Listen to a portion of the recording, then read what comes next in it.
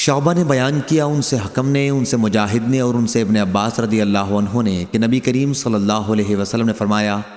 باد صبا مشرقی ہوا کے ذریعے میری مدد کی گئی اور قوم عاد باد و بور مغربی ہوا سے ہلاک کر دی گئی تھی۔ صحیح بخاری حدیث نمبر 3205۔ مکی بن ابراہیم نے بیان کیا، کہا ہم سے ابن جریج نے، ان سے عطا نے اور ان سے عائشہ رضی اللہ عنہا نے بیان کیا کہ جب نبی کریم صلی اللہ علیہ وسلم ابر کا کوئی ایسا ٹکڑا دیکھتے جس سے بارش کی امید ہوتی تو آپ کبھی آگے آتے، کبھی پیچھے جاتے، کبھی گھر کے اندر تشریف لاتے، کبھی باہر آ جاتے اور چہرہ مبارک کا رنگ بدل جاتا،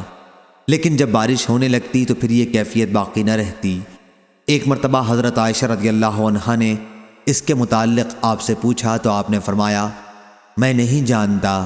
ممکن ہے یہ بادل بھی ویسا ہی ہو جس کے بارے میں قوم عاد نے کہا تھا جب انہوں نے بادل کو اپنی وادیوں کی طرف آتے دیکھا تھا، آخر آیت تک کہ ان کے لیے رحمت کا بادل آیا ہے حالانکہ وہ عذاب کا بادل تھا۔